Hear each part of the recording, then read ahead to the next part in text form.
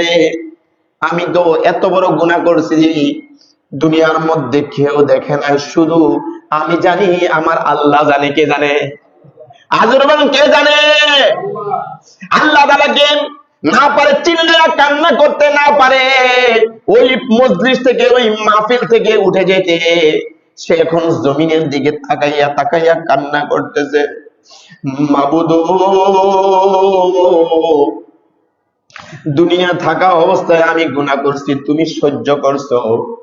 সমাজের মধ্যে আমাকে, আমার মান সম্মান নষ্ট হয় নাই, তুমি। হযরত মূসা আলাইহিস সালামের জামানায় হঠাৎ দুর্ভিক্ষ দেখা দিল।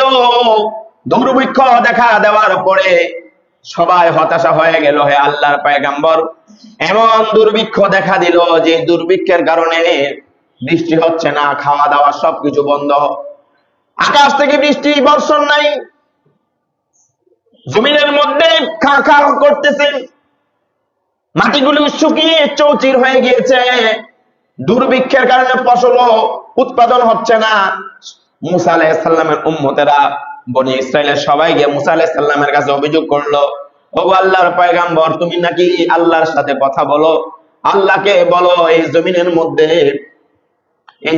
মধ্যে আমাদের জন্য দোয়া করতে, বৃষ্টি যাতে হয়, যাতে আল্লাহ তাআলা দুর্ভিক্ষ দূর করে দেন। দুর্ভিক্ষ যাতে দূর করে দেয়, তুমি আল্লাহ তাআলার কাছে, যেহেতু মূসা কালিমুল্লাহ, আল্লাহ তাআলার সাথে কথা বলতো। হযরত মূসা আলাইহিস সালাতু ওয়াস সালাম বললেন, যাও যাও ওই চাটিয়াল ময়দানের মধ্যে মরুভূমির মধ্যে সমস্ত বনি ইসরায়েলদেরকে একত্রিত করো। হাজার হাজার বনি ইসরায়েল একত্রিত হয়ে গেল। হযরত মূসা আলাইহিস সালাতু ওয়াস সালাম দোয়া করলেন, দোয়া করতেছেন কিন্তু দোয়া কবুল হচ্ছে না। কে দোয়া কবুল হচ্ছে না? তাদের দোয়া করতেছে, দোয়া কবুল হচ্ছে না, উঠে গেল। আরেকদিন আবার বললো যে না, দোয়া করব। মূসা আলাইহিস সালাম দোয়া করতেছেন, আবার দোয়া করতেছেন, দোয়া কবুল হচ্ছে না। মূসা আলাইহিস সালামের দোয়া যখন কবুল হচ্ছে না, মূসা আলাইহিস সালাম আল্লাহর কাছে বলতেছে, আল্লাহ, আমি যে আপনার সাথে কথা বলি এটা তো সবাই জানে, জানে, তাহলে কেন দোয়া কবুল হচ্ছে না আমাকে বলুন, দোয়া কেন কবুল হচ্ছে না আমাকে একটু জানায়া দেন।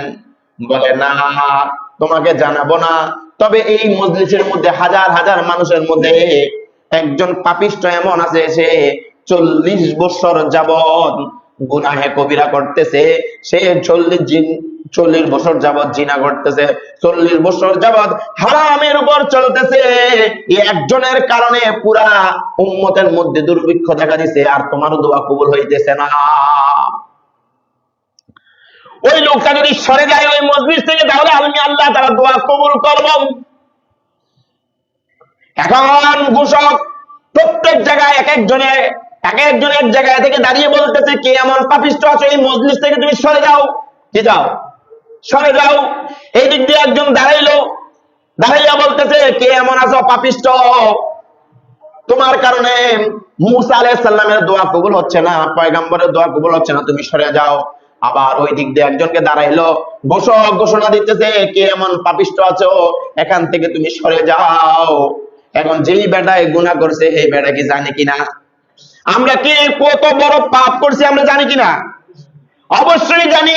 এখন যে বেটা এত গুনাহ করেছে, মনে মনে করতেছে, মনে মনে বলতেছে, হায় রে আমি তো এত বড় গুনাহ করছি দুনিয়ার মধ্যে কেউ দেখে না, শুধু আমি জানি, আমার আল্লাহ জানে। কে জানে?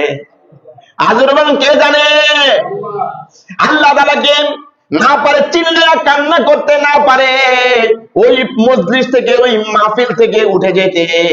সে এখন জমিনের দিকে তাকাইয়া তাকাইয়া কান্না করতেছে, মাবুদ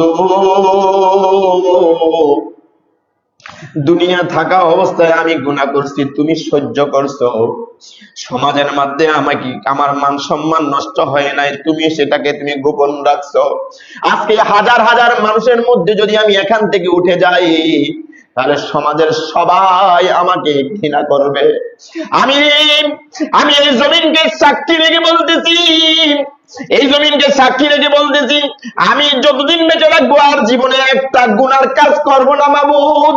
আমার জন্য যেহেতু আকাশ থেকে রহমতের বাড়ি দ্বারা রহমতের বৃষ্টি বন্ধ হয়ে গেছে, আমি কায়েমুন বাক্যে জমিনের দিকে তাকাইয়া ওই আল্লাহর বান্দা চোখের পানিগুলো জমিনের মধ্যে ফালাইতেছে, আর কারো কাছে চুপচাপ মাথাটা নিচে দিয়ে রাখছে। এক একটা ফোঁটা পানি জমিনের মধ্যে পড়তেছে, আর আস্তে আস্তে করে আকাশটা কালো মেঘাচ্ছন্ন হয়ে গেল। আল্লাহ তাআলা একটু পরেই পুরা মানুষের হাজার হাজার মানুষের সামনেই অঝর ধারায় বৃষ্টি নামাইয়া দিল। বলেন না সুবহানাল্লাহ। হযরত মূসা আলাইহিস সালাম আশ্চর্য হয়ে গেল। হযরত মূসা আলাইহিস সালাম বললেন, ওগো আল্লাহ, তোমার কারিশমা তো বুঝলাম না। বললা এই মজলিসের মধ্যে পাপিষ্ঠ লোক আছে, আমি তো ঘোষকরা ঘোষণা দিছে, কিন্তু কেউ তো উঠতে দেখলাম না, কেউ উঠতে দেখলাম না। তাহলে কারণটা কি? কে এমন যে পাপিষ্টের কারণে জমি আকাশ থেকে বৃষ্টি বন্ধ হয়ে গেছে, রিজিক বন্ধ হয়ে গেছে, এখন তার দোয়া তাকে কে? আমাকে একটু পরিচয় করায় দাও না। বলে ওই ব্যক্তি দোয়া করছে মুসা, এই জন্য আমি আল্লাহ তাআলা তার চোখের পানি জমিনে পড়ছে, আমার রহমতের দরিয়ার মধ্যে জোশ লেগে গেছে, আমি মিকাইলের মাধ্যমে বৃষ্টি দিয়ে দিয়েছি। সুবহানাল্লাহ। মুসা আলাইহিস সালাম বললেন, এত মুস্তাজাবুদ দাওয়া, যার দোয়া আল্লাহ তাআলা কবুল করে ফেলেছে, আকাশ থেকে বৃষ্টি বর্ষণ হয়েছে, তার সাথে আমাকে পরিচয় করিয়ে দাও না।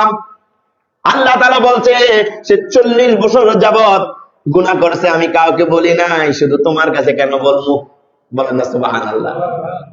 আল্লাহ তাআলা বান্দার দোষ কি করতে চান? গোপন করতে চান। এই জন্য আল্লাহ হাদিসের মধ্যে আসছে, যে ব্যক্তি অন্য মুসলমানের দোষ গোপন করবে, আল্লাহ তাআলা কিয়ামতের ময়দানে তার দোষ গোপন করবেন। বলেন না সুবহানাল্লাহ। আমরা তো এখন দোষ গোপন করতে পছন্দ করি না, ওপেন করতে পছন্দ করি। কি বলেন? আপনার ঘরের হোক জাহির হোক, নিজের দোষও কারো কাছে বলার দরকার নাই। বলে জানোস নি আমি আগে কত বড় খারাপ আছিলাম, আমি এই করতাম, ওই করতাম, এই গুনাহ করতাম। না ভাই, এগুলা সাক্ষী হয়ে যাবে। কি হয়ে যাবে?